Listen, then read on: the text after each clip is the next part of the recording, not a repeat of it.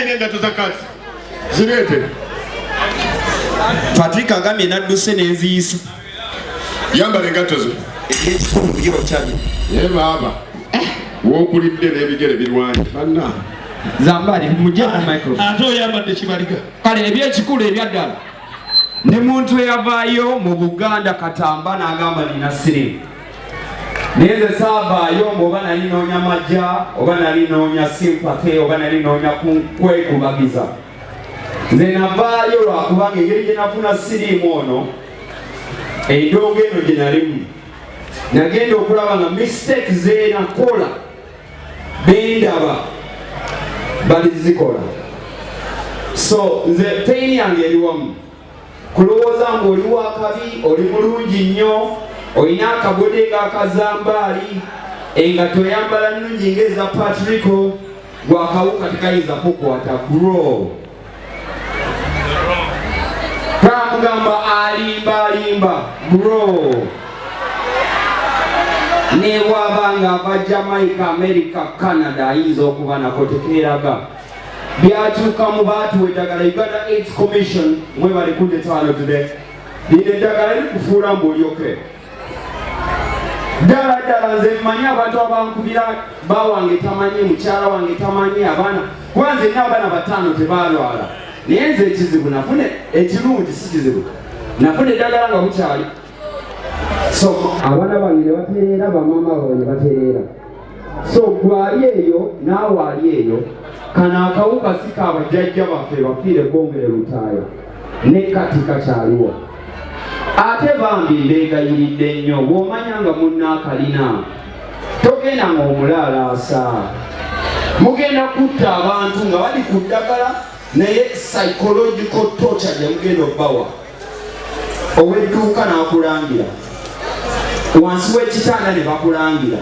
nze nina famire ezikulira zambaali Patrico nga famire yamugobe waka walwala bibyo ojjatulwaza kana akawuka tekakwatira ku suwaani ku bikopo omuntu akalina mumuzeemu essuubi lino eddagala kati likola ebyalogro nze ndibaddeko emyaka 13 kati olina kyoŋŋamba musina kyensobola kati ndi mu lubiri ewa kabaka kati oŋŋamba ki muki munalwala sobola kulinnya ku stage ya Patrico bazambaali bulo tebabalimba maani ebyo byali byakikadde bulo nnyo eddagala lyo bw'olaba kyaliwo ng'ayiseewo mubuuse gyekali zino iPhone primo ze babagulira simanyi stareti wane Dubai tiketi ya kamukinana bagenda kulimbira mu bintu ebyo otuke Dubai olabe nga buli kimu gyekimu bali emmere yemu era ojja kucakala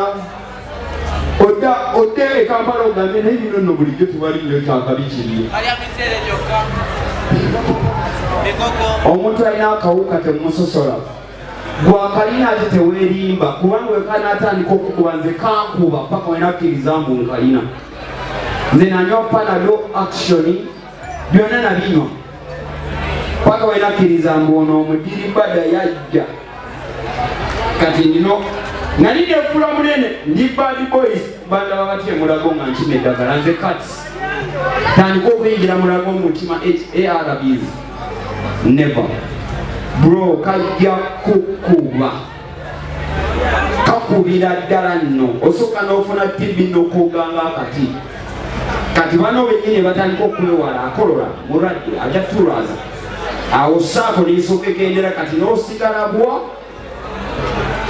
n'olyoka omanya kati okimanyi ngenda kufa Katonda bankuumire tusobola okumala siriimu by 2030 naye kino tekigenda kwetaaga gavumenti ekigenda kwetaaga Buganda kigenda kwetaaga gwe nange naawe n'oli akalina muwe essuubi atali ku ddagala afuna eddagala kino kyaffe tekiriko an institution that's gonna help us kino kya Patrick okunkwata n'asobola nga sookuyira ku stage nange bwati ne tulaga ensimbu Patrick obwankwata bwati tagenda kulwala siriimu Katamba gwalina bw'oba bwekola ku TV ne Zambaali ku NBS tagenda kulwala ne Zambaali talina okuŋŋamba wanywedde eddagala walidde ku mmere tosiiga banno omanyi twafunamu guno muze nange nze nakalonda ku muti nange kangabe we bali kagabira muwala wo oba mutabani wo.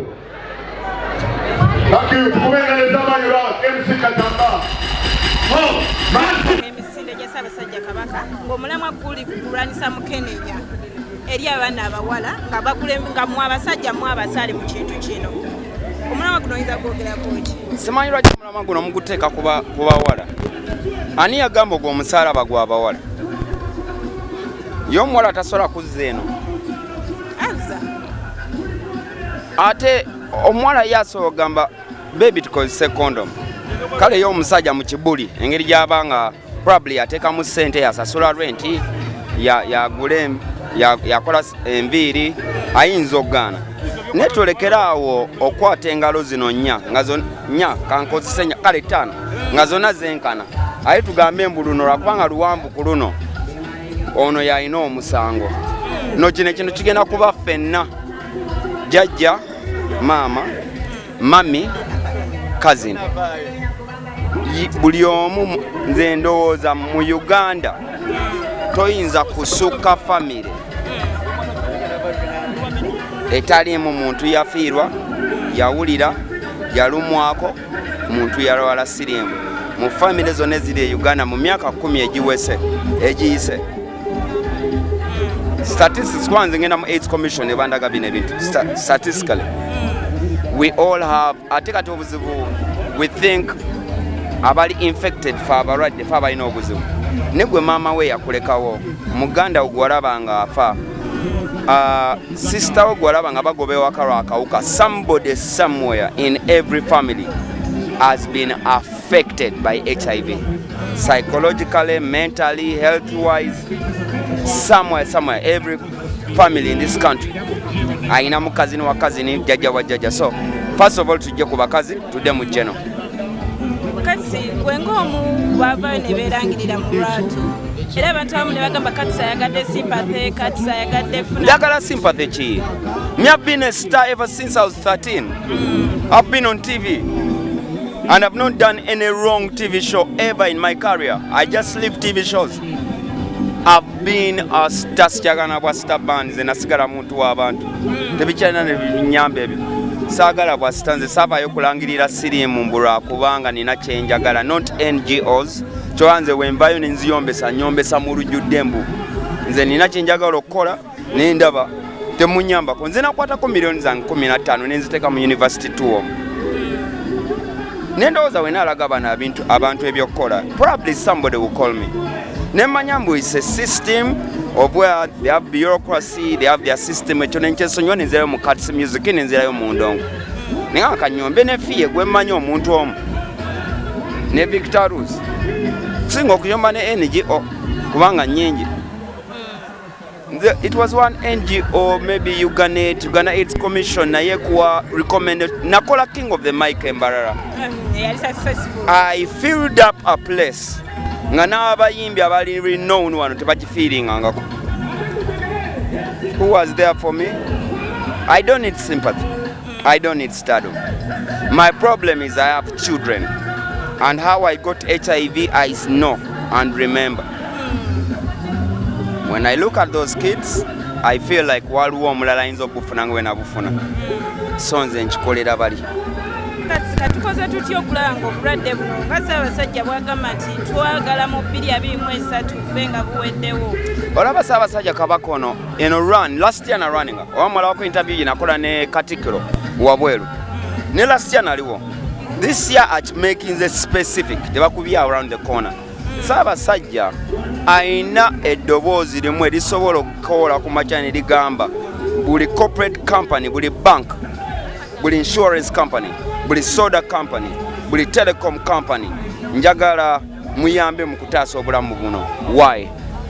Generation eno gye tulimu ediringa na data na sodas tufune companies zino eziri mu society y'abavubuka. Teri muntu atagula data buli kanaku bro, taliyo. Teri muntu atalaba Netflix, atalaba YouTube. Can we put that power there? Nze ntule wakane ndaba TVs nga baleese omusajja ayogera ku siriimu and they've paid for airspace naye nga ne muwala wange tayinza tayinza muwulira for 2 seconds naye nga nze katamba omanyi lwaki emyaka gyonna gyonna bino ebintu bagamba mbijjeko nkuze sibijjako benjogera nabo baagala bino nze soogera na taata wange bro yogera n'abavubuka banno no bling bling nkyamuliko nnyo ninga paafu dadi sina gyendaga why because be bantegeera ye language gyenjogera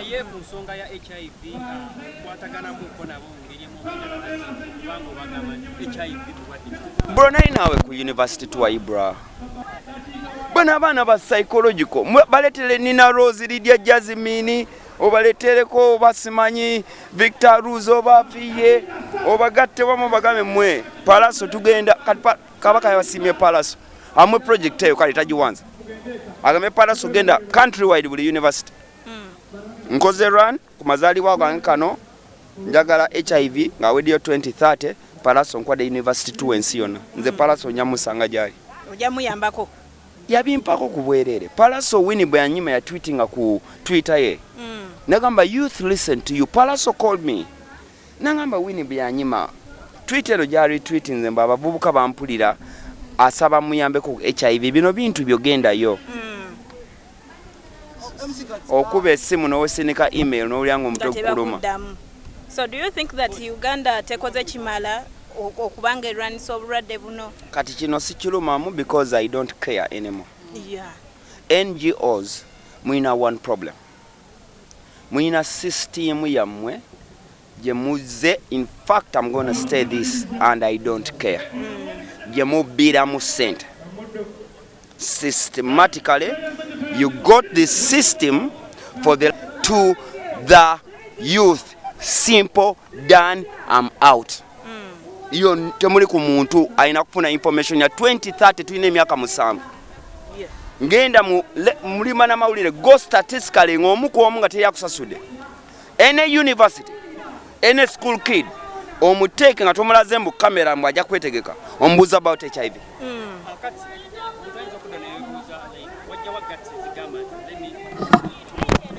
Nina abaana Ibra. Kadalenze kyasinga okunoma nga abantu abangeyeyo abangeya Ayina Silimu ajja kulwaza nga ndaba ate ensobi zinakola ze balimu nze nakulira mu generation nga omusajja okugulira essimu bro muve ku bino ebya starlet BTs babagulidde nga tulina phone shops biri e Kampala Ericsson mujirukire ya area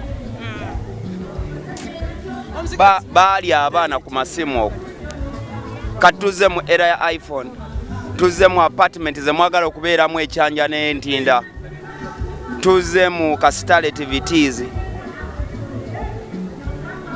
kati nga gwabadde mu media abaana bangi bayingira naddala b'obuwala nga batunuulidde nti bwe ŋŋenda ne nfuna kati asobola okumpisa wano nga maze okwebaka naye osobola bawa bubaka ki ebyo kati byaggwawo nammwe bino kati bya wakawo yakweyimirira woli ne bw'onoomulya ne bakuteeka mu maaso ka kamera nga tewali wakeera sampidi samwe yajagamba pull up mwanimba ne wabanga ye yakwebakako ebya media byo byateereramu biri eno mu corporate companies eyo whereby your boss doesn't see sobola okuwa assistant wa accountant nga muli wa assistant bana naakunyigawo